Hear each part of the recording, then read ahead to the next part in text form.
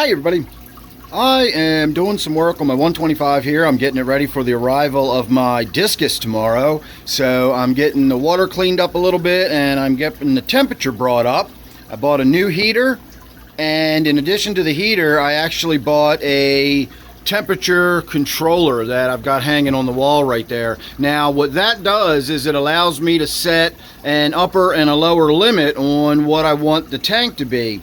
Now in this case I don't really have a cooling system, but that's the way this actually works. It has a heater switch or a heater circuit and a cooling circuit, and so when you set the parameters, it turns on either the heater or the cooler accordingly.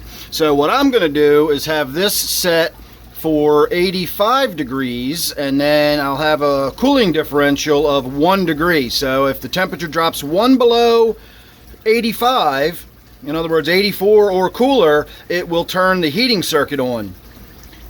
What I then do is I keep that heater set at 83 degrees, which is pretty much where I want it. So that heater will function normally, and it will never get the tank up to the temperature that will shut this off. And that way the heating circuit will stay on, but this heater will function like a normal heater. If something should go wrong with this heater and it sticks on and it just starts warming the tank and warming the tank and warming the tank, when the temperature probe for this unit, which is probably a better temperature probe than that comes with it, it's got a 5-foot lead, and then it's got the metal temperature probe that I have at the bottom of the tank. If that gets up to the temperature I have it set to, it switches the heating circuit off and switches the cooling circuit on. Now of course I have nothing plugged into the cooling circuit. That doesn't matter. It shuts that heating circuit off. And so whether this is stuck on or not doesn't matter. This will de-energize the plug and it'll shut that off whether it's stuck on or not. This also has the benefit of having an upper level and a lower level alarm that I have set for 79 degrees Fahrenheit and 86 degrees Fahrenheit. If it drops down to 79 or below for some reason, that alarm will start going off and letting me know this tank is getting too cool for the discus. And if it gets above 86 degrees, another alarm will go off letting me know it's getting too warm for my rainbow fish. So I paid about $30 for that. It is an Inkbird Temperature controller. These are usually sold like in the brewing and the beer and the winemaking industry, so you can keep your brew at the right temperature within a degree or two. You can have a heater and a cooler hooked up to it so it does what it needs to accordingly. But I am simply using this as an emergency shut-off backup. I just keep it set so that we never get up to the temperature that shuts this off. And as long as this stays energized on the heating circuit, then the heater in the tank will function like a normal heater. Again, if something goes haywire with this heater and it just stays on and the tank gets warmer and warmer and warmer, it'll trip that and it'll shut the heater circuit off.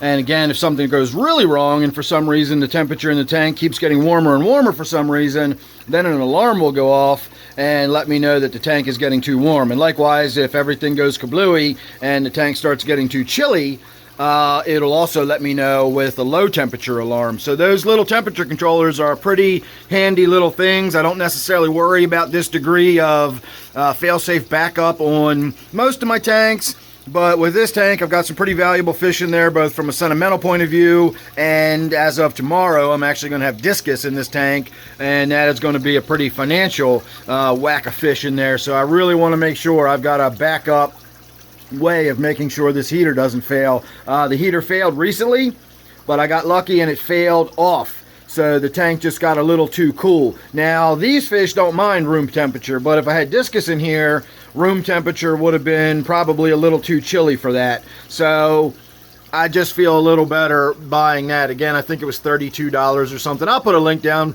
below, or I'll have already put a card up above or whatever, put an attachment to it. And there are other devices you can use. There are other thermostatic devices that will